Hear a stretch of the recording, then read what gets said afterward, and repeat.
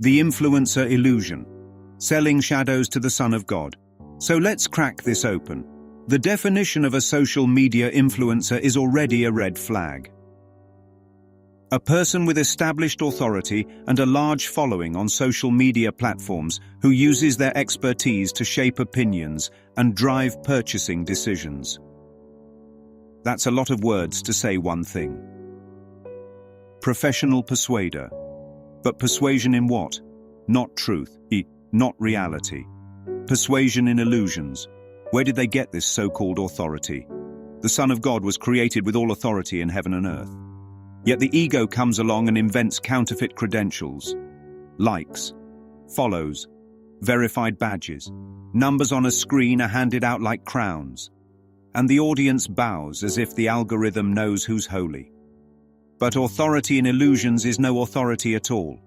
It's smoke dressed up as fire. And what are they experts in? Opinions. Shaping, molding, and rearranging shadows. But if truth needs no defense and love needs no packaging, then why would the Son of God hand over his mind to be shaped by another? The very idea of shaping opinions assumes that opinions are worth keeping. But opinions are just judgments dressed up with hashtags. To chase them is to chase wind. Now, look at the engine underneath. Driving purchasing decisions. This is where the mask slips. The influencer is not just a friendly guide. They've got a dog in the fight. They are paid to steer the flock toward products, lifestyles, identities. Partnerships with brands. Collaborations with corporations. The relationship with their followers is not love. It's commerce.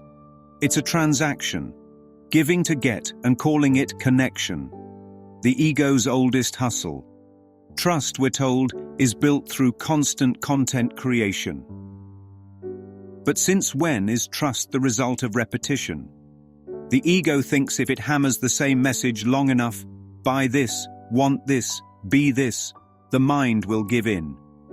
Yet true trust doesn't come from posts or stories.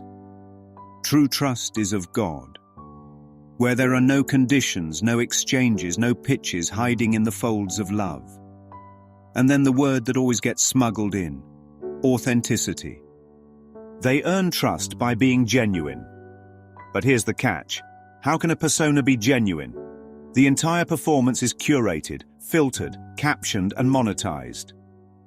A mask pretending to be maskless. The algorithm rewards relatability, not reality. And relatability is just the illusion that someone else's dream matches yours. Brands call this influence. But it's really manipulation.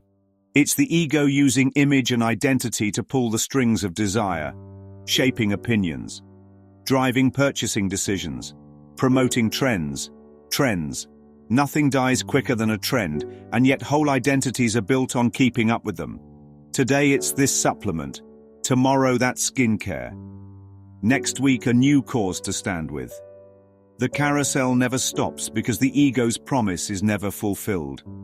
Katt Williams nailed it when he said, "You can be an influencer and not influence anything at all. Because how can illusion influence truth? The only thing being influenced is the mind asleep to its own power, convinced that value comes from outside itself, that worth can be worn, bought, or streamed. The Son of God cannot be influenced, except in dreams. And in dreams, influence is just another word for control.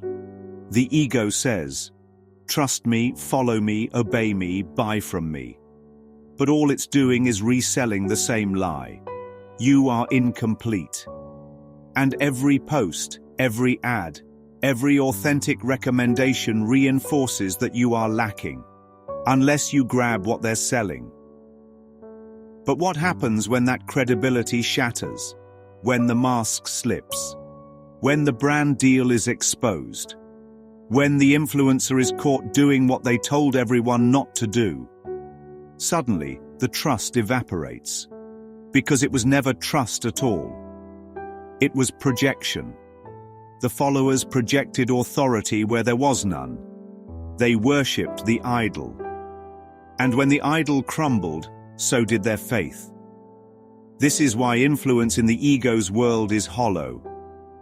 It's not teaching. It's not guiding.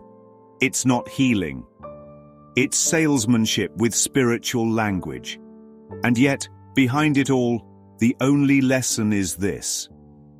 The mind that seeks to be influenced has forgotten it already holds all power. The truth is, the only real influencer is the Holy Spirit, the voice that reminds the sleeping Son of God.